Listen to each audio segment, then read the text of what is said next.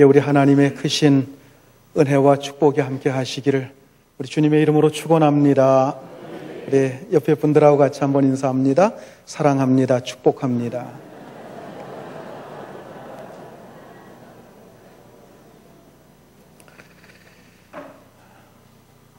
자, 우리는 지금까지 예수님께서 사마리아에서 행하신 일들에 대해서 2달 동안 살펴보았습니다. 그 모든 일 하나하나가 주님의 놀라운 계획과 섭리 속에서 이루어진 일들입니다. 사마리아 여인이 예수님을 만나서 구원을 받았고, 그리고 또 그 여인을 통해서 사마리아 지역에 놀라운 부흥이 일어났습니다. 이 놀라운 구원과 부흥은 몇 가지 중요한 교훈을 우리에게 안겨주고 있습니다. 첫째는 이 아름다운 사건이 인간을 향한 예수님의 열심과 열정 때문에 이루어진 일이라고 하는 것을 보았습니다. 예수님께서 유대를 떠나서 갈릴리로 가실새 사마리아를 통과하여야 하겠는지라 강한 의지를 보이시면서 사마리아 그곳에서 일어날 그 놀라운 부흥을 주님께서 주도하신 것을 보았습니다. 두 번째로는 참된 구원은 혈통이나 조건이나 자격을 따져서 받는 것이 아니라고 하는 사실을 다시 한번 우리에게 일깨워 줍니다. 우리는 유대인들과는 달리 버림받은 백성 같은 그 사마리아 사람들에게 이런 놀라운 역사가 일어났다고 하는 사실에 주목을 해야 될 것입니다. 세 번째로 그 무엇보다도 예수를 믿고 예수님의 말씀을 사모하는 자들에게 구원과 부흥의 역사가 일어난다고 하는 사실을 우리 사마리아의 이 예수님의 사역을 통해서 우리는 분명히 볼 수 있었습니다. 자, 이제 예수님께서는 사마리아에서 이틀을 머무시고 갈릴리로 가셨습니다. 사마리아 사람들은 예수님의 말씀을 듣는데 굉장히 적극적이었습니다. 그들은 거의 결사적으로 예수님의 말씀을 들었고 그 말씀을 자기의 것으로 다 받아들였습니다. 그 이유는 예수님께서 그들 가운데 오래 머물지 않으실 것이라고 하는 것을 그들이 알고 있었기 때문입니다. 그들에게 예수님께서 찾아오셔서 말씀하셨을 때 그들은 이번 기회가 예수님께 직접 말씀을 듣는 마지막 기회라고 생각을 하면서 그렇게 적극적으로 주님의 말씀을 사모했던 것입니다. 그런데 예수님께서 갈릴리로 넘어가셨을 때 거기서는 그런 긴장감 같은 것을 느낄 수가 없었습니다. 갈릴리 지역의 사람들은 도대체 예수님의 말씀을 들으려고 하지를 않았던 것입니다. 자, 오늘 본문 43절과 44절 말씀을 우리 같이 읽겠습니다. 이틀을 지남에 예수께서 거기를 떠나 갈릴리로 가시며 친히 증언하시기를 선지자가 고향에서는 높임을 받지 못한다 하시고. 자, 이 갈릴리는 예수님의 고향입니다. 예수님께서 태어나신 곳은 아닙니다만은 예수님께서 쭉 자라오신 곳이 바로 갈릴리입니다. 전해지는 얘기에 의하면 예수님은 예루살렘에서 가까운 베들레헴에서 태어나셨죠. 그리고 어린 시절은 갈릴리 지역의 나사렛에서 자라시다가 중간에 가버나움으로 이사를 하셔서 가버나움에서 사신 것으로 전해지고 있습니다. 자, 그래서 오늘 본문에서 고향이라고 하는 것은 넓게는 갈릴리 지역 전체를 가리키는 얘기가 되겠고요. 좀 좁게 얘기하면 나사렛 또는 가버나움을 지칭한다 이렇게 볼 수 있을 것입니다. 자, 어쨌든 고향으로 가시면서 예수님의 마음은 벌써 고향에 가 계셨습니다. 우리도 흔히 경험하는 일이죠. 어디를 가거나 누구를 만나기로 했으면 도착하기 전에 먼저 그곳에 가서 그곳에서 이루어진 일들에 대해서 먼저 생각을 합니다. 그곳에서 만날 사람에 대해서 우리가 생각을 하게 됩니다. 자, 고향을 향해 가시면서 예수님께서 먼저 생각하신 것이 무엇입니까? 선지자가 고향에서는 높임을 받지 못한다 하는 것입니다. 아마도 선지자가 고향에서는 높임받지 못한다고 하는 이 말은 전해 내려오는 격언과 같은 이야기였던 것 같아요. 구약에서도 이 비슷한 말씀이 등장하는 것을 볼 수가 있습니다. 이 말씀의 뜻이 뭡니까? 아무리 훌륭한 사람이라고 할지라도 고향에 가게 되면, 자기 집에 가면 그 대접을 제대로 못 받는다, 그런 뜻이죠. 자, 그런데 그 다음 말씀을 보면 전혀 그렇지 않다고 하는 것을 볼 수가 있습니다. 본문 45절 말씀 같이 읽겠습니다. 갈릴리에 이르심에 갈릴리인들이 그를 영접하니 이는 자기들도 명절에 갔다가 예수께서 명절 중 예루살렘에서 하신 모든 일을 보았음이더라. 자, 예수님이 갈릴리에 가셨을 때 고향 갈릴리 사람들은 예수님을 배척하거나 예수님을 멸시하거나 무시하거나 그러지 않았어요. 그들은 예수님을 어떻게 했다고 그랬어요? 영접했어요. 영접했다는 뜻이 뭡니까? 영자가 뭐예요? 환영할 때 영자고, 접자는 뭐예요? 대접할 때 대접하는 거예요. 접자입니다. 그러니까 환영하고 대접해 줬다, 그런 뜻이에요. 예수님 분명히 뭐라고 그랬어요? 선지자가 고향에서는 높임을 받지 못한다. 선지자가 고향에서는 환영받지 못하고 대접받지 못한다. 그렇게 말씀하시면서 고향 사람들이 박대하거나 푸대접할 것이다, 그렇게 말씀을 하셨어요. 그런데 푸대접은커녕 갈릴리 사람들은 예수님을 대대적으로 환영하고 모셔드린 거예요. 자, 그런데 그들이 그렇게 예수님을 이렇게 환영한 이유가 뭡니까? 45절 하반절에서 뭐라고 얘기합니까? 이는 자기들도 명절에 갔다가 예수께서 명절 중에 예루살렘에서 하신 일을 보았음이더라 그랬어요.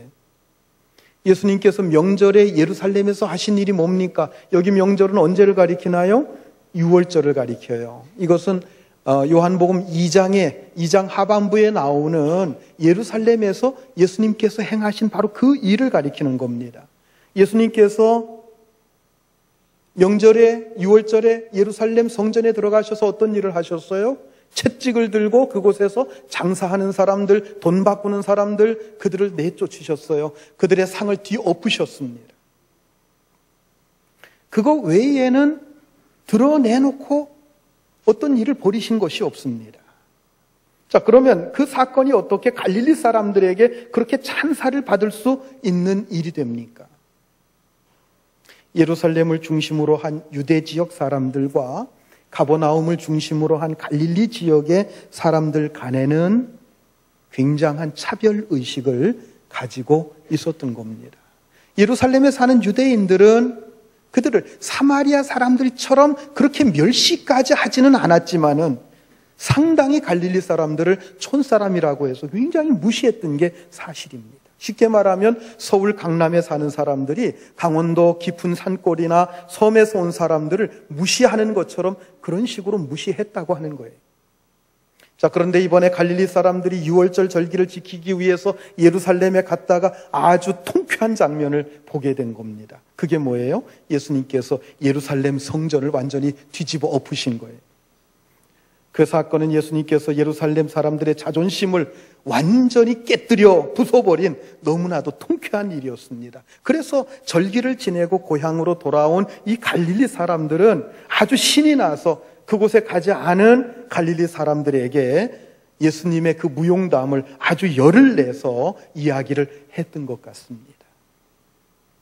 갈릴리의 시골 출신인 예수님이 대도시에 가셔서 그 콧대 높은 사람들의 콧대를 완전히 꺾어버리신 겁니다. 그런데 그 예수님께서 지금 막 갈릴리에 도착을 하셨어요.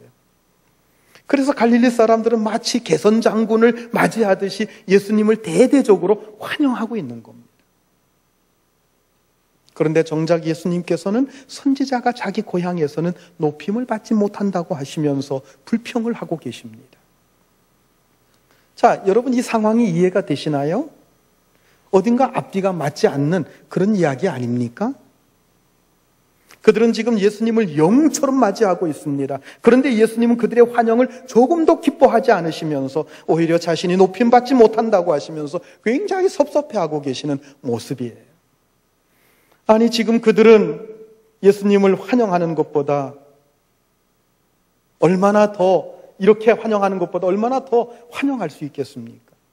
그렇다면 예수님께서 이 갈릴리 사람들에게 바라고 원하시는 것이 무엇입니까? 예수님이 말씀하시는 도대체 그 높임을 받는다, 대접을 받는다고 하는 것은 도대체 무엇입니까?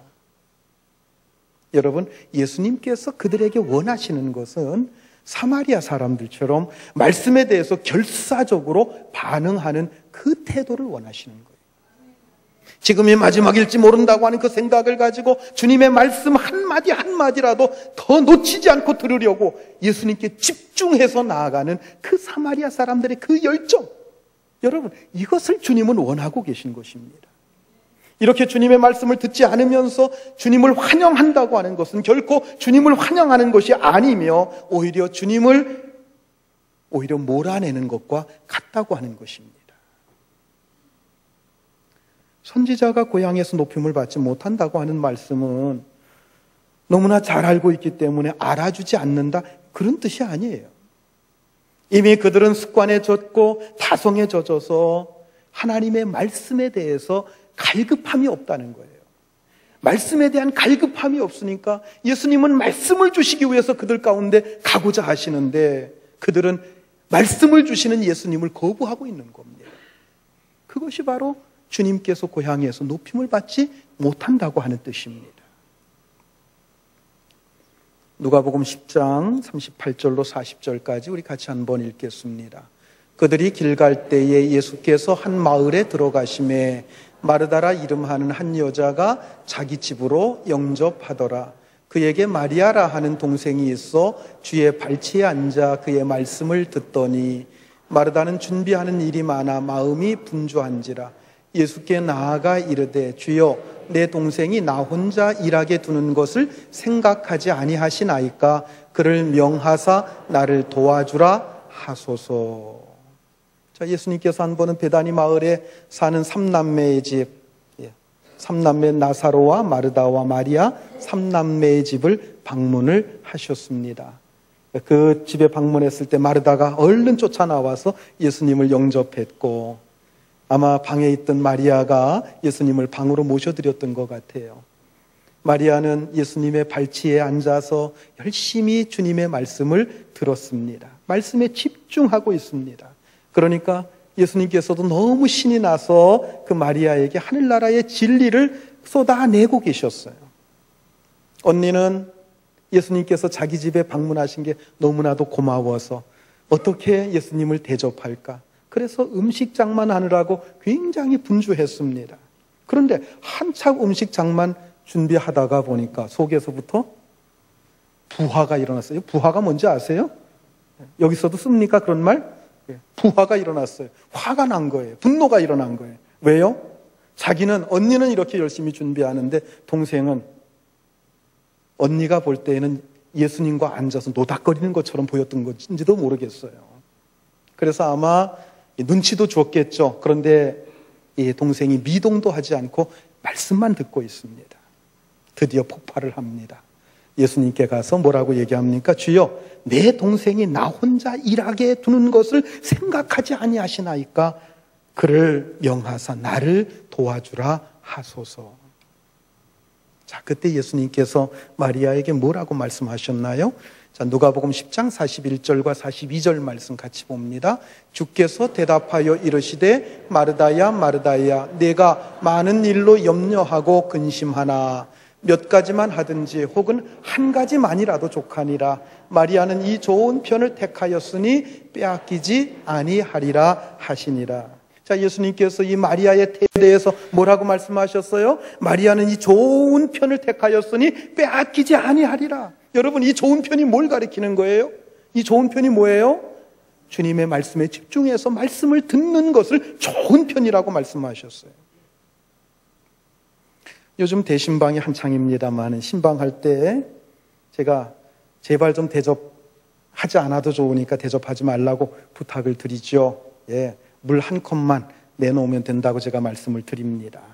예, 그것은 제가 다니면서 음식을 다 먹다 보면 시간도 많이 걸리고 또 저도 부하가 걸려가지고 감당이 안 돼요. 대신방 하고 나면 제가 체중이 자꾸 늘어납니다. 그렇지 않아도 이 체중 때문에 고민인데 그래서 준비하지 말라고 하는 그런 이유도 있지만 또 한 가지 중요한 게 있어요. 그것은 말씀에 집중하라고 하는 겁니다. 다른 거 신경 쓰지 말고 오직 말씀에 집중하라는 거예요.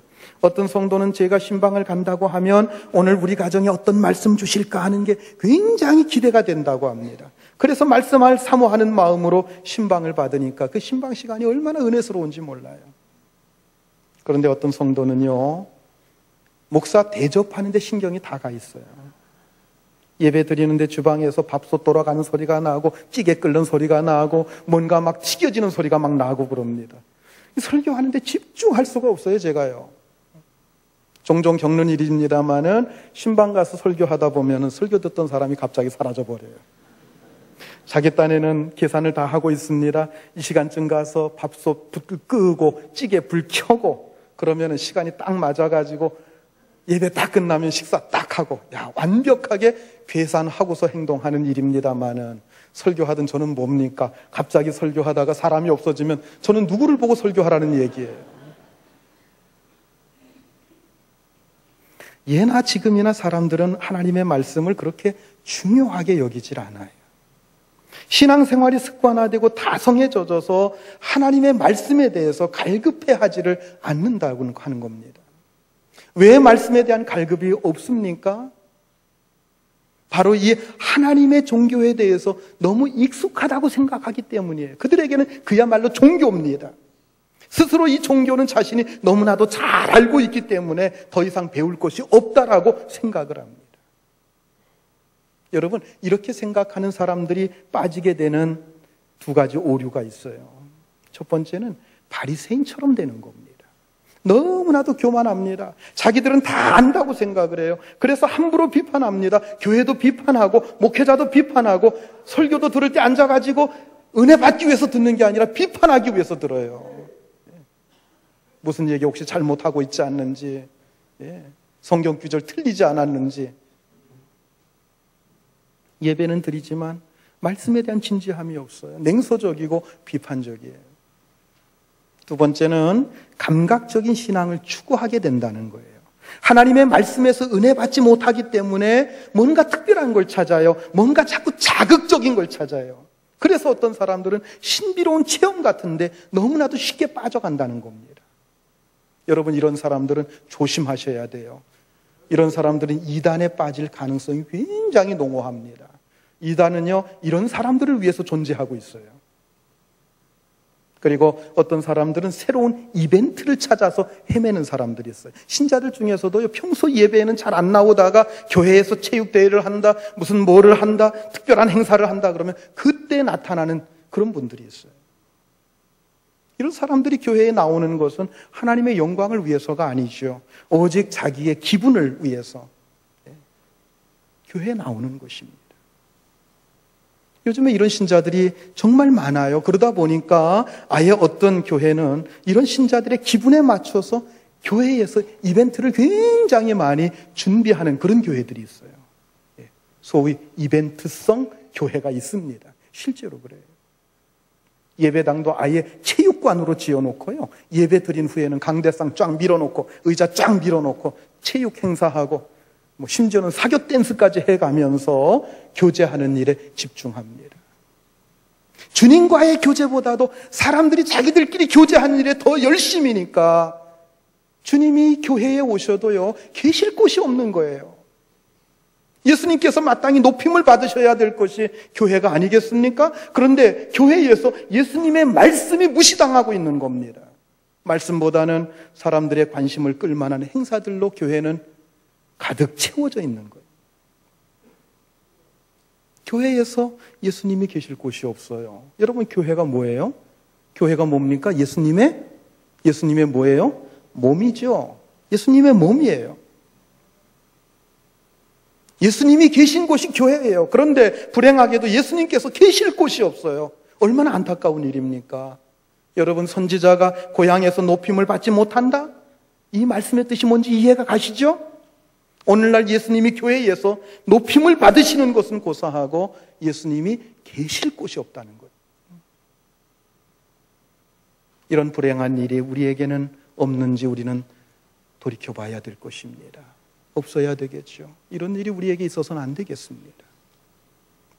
주님의 말씀이 살아있어야 하고 성도 여러분들의 눈은 그 말씀을 사모하는 마음으로 그러한 눈으로 반짝반짝 빛이 나야 됩니다. 그리고 예배당 어느 구석에서든지 주님의 말씀이 들려지고 주님의 채취가 느껴져야 됩니다.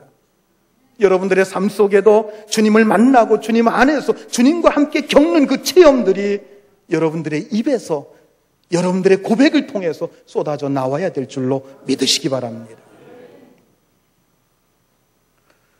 예수님께서 갈릴리로 가셨을 때에 어느 왕의 신하가 예수님을 찾아왔습니다. 오늘 본문 46절, 47절 말씀 같이 읽겠습니다. 본문 46절, 47절 올려주세요.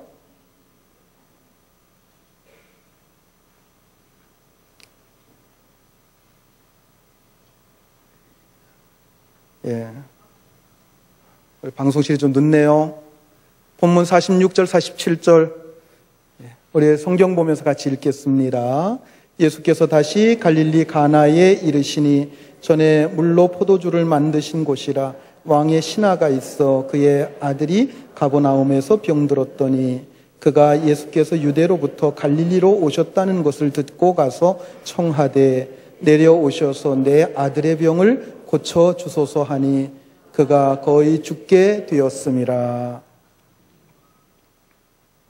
자, 여기 왕은 헤롯 안티파스라고 하는 사람인데요. 정식 왕이 아니라 분봉왕입니다. 여러분 분봉왕이라는 말을 들어보셨을 거예요. 팔레스타인 지역을 몇 개로 나누어서 각 지역을 통치하도록 로마 황제가 임명한 몇 명의 왕들이 있었고 그 중에 하나가 이 갈릴리 지역을 통치하는 분봉왕이었는데 그 이름이 헤롯 안티파스였습니다. 이 헤롯 안티파스는 굉장히 선지자들을 싫어했던 사람이에요. 갈릴리 지역의 가장 큰 성읍이 가버나움이었고 그곳에서 갈릴리 지역을 다스리는 왕인데 바로 그 왕의 최측근인 신하가 예수님을 찾아온 겁니다. 그는 갈릴리 지역을 통치하는 왕의 신하로서 갈릴리 지역에서 일어나고 있는 일들을 잘 알고 있었을 것입니다. 그래서 나사렛 목수의 아들인 예수님의 행적에 대해서도 여러 가지로 전해지는 얘기를 들어서 알고 있었습니다. 아마 그는 예수님께서 가나 혼인잔치에서 물을 가지고 포도주로 만든 기적에 대해서도 듣고 있었을 것입니다. 그리고 예루살렘 성전에 가셔서 성전을 완전히 뒤집어 놓은 그 사건이나 여러 병자들을 고치셨다고 하는 그 이야기들을 들어서 알고 있었을 것입니다. 그러나 처음에 그는 그런 일들이 자신과는 상관없는 일처럼 생각을 했습니다. 왜냐하면 자기는 왕을 섬기는 신하이고 또 자기가 섬기는 왕이 선지자들을 싫어했기 때문에 그러한 선지자들의 활동에 대해서는 무관심했으리라고 생각을 합니다. 그런데 더 이상 망설일 수 없는 일이 터지고 말았습니다. 왜요? 자기 아들이 갑자기 이상한 병에 걸려서 열이 막 오르면서 죽어가고 있었기 때문입니다.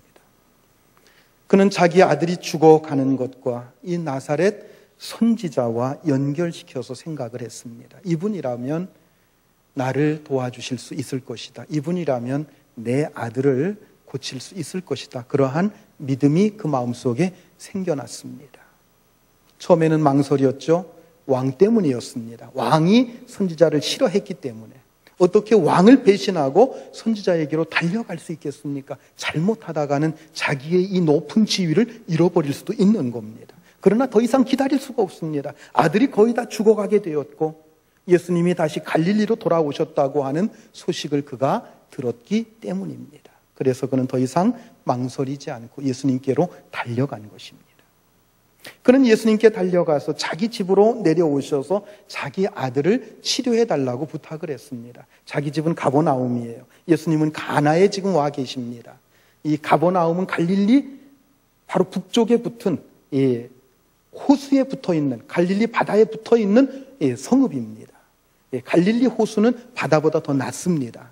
그러니까 굉장히 낮은 지역이에요. 그래서 내려오셔서 내 아들을 고쳐주소서 이렇게 얘기를 한 겁니다. 자, 그런데 그때 예수님께서 뭐라고 하셨습니까? 48절 말씀 우리 같이 한번 읽겠습니다. 예수께서 이르시되 너희는 표적과 기사를 보지 못하면 도무지 믿지 아니하리라. 자, 내 아들을 고쳐달라고 하는 왕의 신하의 요청에 예수님께서 보이신 반응이 뭡니까? 너희는 표적과 기사를 보지 못하면 도무지 믿지 아니하는구나. 이게 무슨 뜻이에요? 너희에게는 도무지 신앙이라고 하는 것을 찾아볼 수가 없구나. 그렇게 말씀하시는 거예요. 사실 왕의 신하는 여기까지 어렵게 왔습니다. 선지자를 치러하는 왕의 눈치를 봐야 했고, 가버나움에서 가나까지의 거리는 약 40km 정도가 돼요. 백리길을 달려온 것입니다. 교통편이 좋지 않은 그 당시에 백리길 달려간다는 거 쉬운 일 아닙니다. 그리고 이렇게까지 하게 된 것은 자기 아들을 사랑했기 때문이기도 했지만은 예수님께서 고치실 수 있을 것이라고 하는 믿음을 가지고 있었기 때문이었습니다. 그런데 예수님은 이 왕의 신하뿐만 아니라 갈릴리 사람들과 함께 싸잡아서 뭐라고 얘기하십니까? 너희는 도무지 믿음이 없구나. 너희들은 도무지 내가 표적을 보여주지 않으면 믿음을 갖지 않는구나. 도무지 믿음을 찾아볼 수가 없구나. 그렇게 말씀하고 계셔요. 지금 예수님의 이 말씀은 예수님이 그 아이를 고칠 수 있는 분으로 믿느냐, 믿지 못하느냐 하는 그런 입장에서 지금 믿음을 이야기하시는 것이 아닙니다. 자, 우리는 흔히 그렇게 생각하지 않아요? 병 들었다고 했을 때 하나님께서 이 병을 고치신다고 믿으면, 의심 없이 믿으면 아주 신앙이 좋은 것으로 생각을 합니다. 그런데 내가 그 대목에서는 아멘이 나오면 안 되는데, 그런데 내가 이 병 때문에 죽을지도 몰라. 그러면 신앙이 없는 것처럼 생각을 해요. 그래서 뭐라고 합니까? 조금이라도 그런 생각을 하면 안 됩니다. 그건 불신앙입니다. 조금도 의심하지 말고 하나님께서 지금 반드시 고쳐주실 것을 믿으세요. 처음에 저도 목회할 때 그렇게 말한 적이 있어요. 그렇게 말하면서 권면했는데 그만 그 사람이 죽어버린 거예요. 의심 없이 믿으세요. 믿으면은 당신 꼭 살아날 수 있습니다. 하고 권면했는데 그 사람이 죽어버렸어요. 그 다음에 제가 뭐라고 얘기해야 됩니까? 믿음이 없어서 죽었다고 해야 됩니까? 그렇게 말할 수는 없지요. 그래서 하는 얘기가 뭡니까? 하나님께서 예비해 주신 더 좋은 곳으로 데려가셨습니다. 그렇게 말하는 거예요. 그런데 문제가 왜 우리가 처음부터 그렇게 말하지 못하느냐는 거예요. 처음부터 그렇게 말하면 상대방에 대한 큰 신뢰가 되는 것이고 또한 믿음 없는 사람처럼 보여지기 때문에 그렇게 말하는 거예요. 그런데 여러분, 신앙이라고 하는 것은 고침을 받을 수 있느냐 없느냐 하는 데 있는 게 아닙니다. 만약 그렇게 생각한다고 하면 병 고침 못 받고 죽은 사람들은 모두 다 믿음이 없어서 신앙이 없어서 죽은 건가요? 아니지 않습니까? 결국 신앙을 이렇게 받아들이는 것은 자기 입장에서 생각하는 것이고 또한 이 세상에서 누리는 복만, 이 세상에서 건강하게 죽지 않고 오래 사는 것만 축복이라고 생각하기 때문인 거예요. 여러분, 정말 구원에 확신이 있다고 한다면 지금 당장 죽는 게 뭐가 그게 대수겠습니까? 여러분, 빨리 죽는 게 오히려 축복이 될 수 있는 겁니다. 그런데 많은 신자들이 그렇게 생각하지 않아요. 자기에게 필요한 것이 이루어지면 신앙이 아주 좋은 것이고 그것이 이루어지지 않으면 신앙이 좋지 않아서 그렇게 됐다라고 생각을 합니다. 그러나 여러분, 신앙이라고 하는 것은 결코 그런 게 아닙니다. 왕의 신하가 예수님께 내 아들을 고쳐주십시오 이렇게 간청할 때 예수님께서는 뭐라고 하십니까? 너희들에게 도무지 믿음이라는 것을 찾아볼 수가 없구나 하면서 책망을 하셨습니다. 이 말씀은 그 아들을 고칠 수 있는 믿음이 없다는 것을 책망하시는 말씀이 아닙니다. 이 말씀은 왕의 신하와 갈릴리 사람들이 지금 예수님을 찾아온 목적이 오직 자신들의 절실한 문제가 있을 때에만 예수님을 찾는다는 얘기예요. 그들에게 이런 문제가 없다고 한다면 예수님을 찾아올 필요성을 그들은 느끼지 못한다고 하는 바로 이것을 책망하고 있는 얘기인 것입니다. 이런 면에서 본다고 할 때 우리는 얼마나 우리 자신들을 자주 속이고 있는지 몰라요. 우리 자신은 상당한 신앙이 있어서 하나님 앞에 나오는 것 같습니다만은 한번 우리 자신을 한번 살펴봅시다. 우리 자신들의 신앙의 모습들을 신앙이 어떤 것인가, 신앙의 어떤 우리의 질을 한번 정말 따져보자는 얘기예요. 하나님 앞에 나오는 많은 경우가 자신의 절실한 문제 때문이고 자신의 세상적인 어떤 욕망, 욕구, 어떤 목표, 자기가 바라는 것들이 이루어지기 위해서가 아닙니까? 그것이 겉으로 볼 때는 신앙처럼 보일지 모르지만 주님께서는 결코 그것을 신앙으로 봐주시지를 않는다는 겁니다. 그래서 지금도 주님은 우리를 향해서 도무지 너희들에게 믿음을 찾아볼 수 없구나 하고 책망하시는지도 몰라요. 자, 예수님께서 그렇게 말씀하시는데 왕의 신하가 다시 간청을 하죠.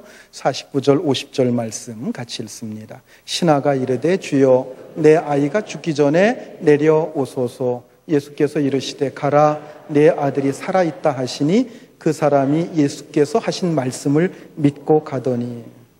자, 신하의 간청에 예수님께서 가라 내 아들이 살아있다라고 말씀하셨어요. 그때 왕의 신하가 어떻게 했다고 그랬어요? 예수님께서 하신 말씀을 믿고 갔다고 그랬어요. 말씀을 믿고 갔다고 그랬어요. 자, 우리가 여기서 한 가지 생각해야 될 게 있습니다. 이 요한복음은 굉장히 절제되어 기록된 말씀입니다.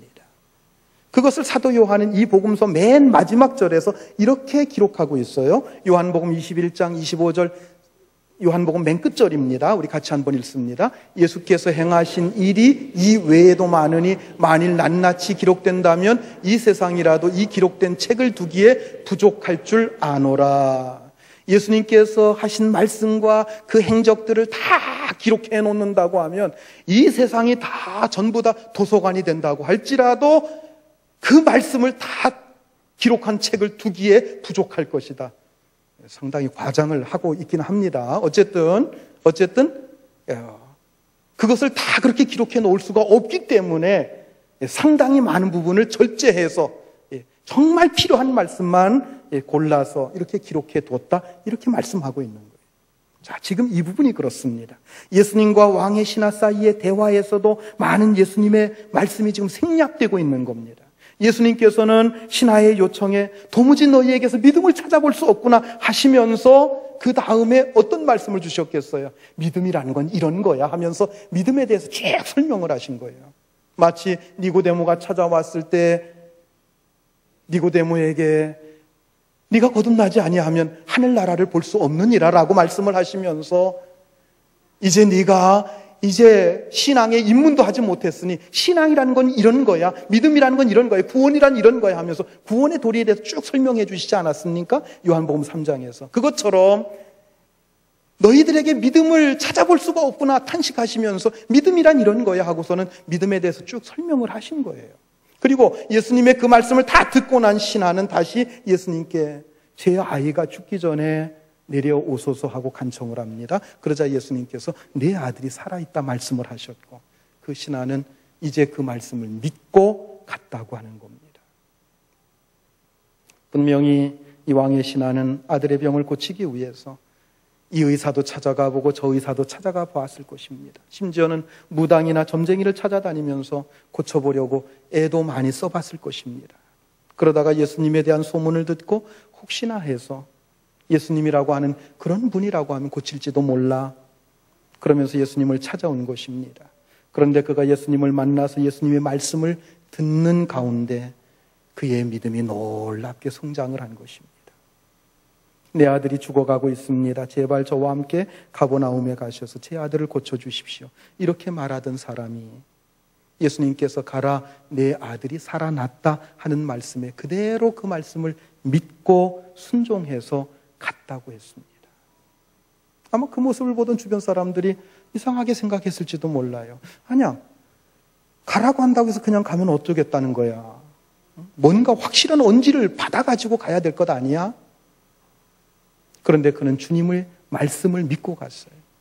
다른 아무 표적도 없이 만약 이 아이가 낫지 않는다고 하면 어떻게 하겠다고 하는 각서 한 장 받지 않고 그냥 집으로 갔다는 겁니다. 그러나 그는 집으로 가는 길에서 하인들을 만났고 하인들로부터 아이가 살아났다는 소식을 들었습니다. 그리고 하인들로부터 그 아이의 열이 떨어진 그 시각이 언제인가 물어봤더니 그 시각이 예수님께서 말씀하신 바로 그 시각과 일치했던 것입니다. 51절부터 53절까지 같이 읽겠습니다. 내려가는 길에서 그 종들이 오다가 만나서 아이가 살아있다 하거늘 그 낫기 시작한 때를 물은즉 어제 7시에 열기가 떨어졌나이다 하는지라. 그의 아버지가 예수께서 내 아들이 살아있다 말씀하신 그때인 줄 알고 자기와 그 온 집안이 다 믿으니라. 예수님께서 하신 말씀은 단순히 아이가 살아있으니까 걱정하지 말라는 말씀이 아니에요. 이 말씀은 지금 죽어가고 있는 그 아이를 살리는 능력의 말씀입니다. 참된 하나님의 말씀은 반드시 그 결과가 나타나게 되어 있어요. 여러분, 표적이 먼저가 아닙니다. 참된 하나님의 말씀이 먼저입니다. 하나님의 말씀은 그 자체가 어떤 결과, 어떤 열매를 만들어내는 힘과 능력을 가지고 있는 말씀인 줄 여러분 믿으시기 바랍니다. 오늘 우리가 듣고 있는 하나님의 말씀은 단순한 정보나 어떤 지식을 알려주는 말씀이 아니에요. 이 하나님의 말씀은 그 말씀 자체가 살아있어서 죽은 자를 살려내고 병든 자를 일으키는 능력이 있는 줄 여러분 믿으시기 바랍니다. 자, 여러분, 우리가 요한복음을 살펴보고 있습니다만 요한복음 전체가 증거하고 있는 것이 무엇입니까? 예수님의 말씀은 그 자체가 생명이라는 거예요. 말씀 자체가 하나님이고 그 하나님, 말씀이신 하나님께서 인간의 육체를 입고 이 세상에 오셨는데 그분이 바로 예수님이십니다. 예수님은 인간을 창조하신 바로 그분이세요. 생명의 근원이셔요. 그러니까 예수님의 말씀 자체가 능력이요 생명이라는 것입니다. 말씀을 들으면 살아납니다. 할렐루야. 바로 이것을 가르쳐 주시기 위해서 예수님께서는 인간들의 인간적인 기대를 거절하시고 오직 말씀만 하신 것입니다. 여러분, 예수님의 말씀을 듣고 믿는다는 것이 무엇을 의미합니까? 예수님의 말씀을 들으면 그분이 하나님의 아들이라는 것을 우리가 알게 됩니다. 내 아들이 살아났느니라 말씀하실 수 있는 분, 그분은 오직 하나님의 아들밖에 없습니다. 그리고 그 말씀은 반드시 어떤 결과, 어떤 열매를 만들어냅니다. 신하의 아들이 죽을 병에서 고침받았습니다. 그리고 그 결과로 어떻게 됐다고 그랬어요? 그의 온 집안이 다 예수 믿고 구원받았다. 할렐루야. 이런 결과를 만들어내는 겁니다. 이것이 말씀을 주시는 주님의 목적이에요. 바로 이것이 하나님의 말씀이 가진 생명력인 줄 믿으시기 바랍니다. 여러분, 말씀에 집중하시기 바랍니다. 말씀을 사모하시기 바랍니다. 말씀의 생명력과 능력이 여러분들의 삶 속에 풍성해서 여러분들의 삶 속에 이 아름다운 열매가 풍성하게 맺혀질 수 있기를 우리 주님의 이름으로 축원합니다. 기도하시겠습니다.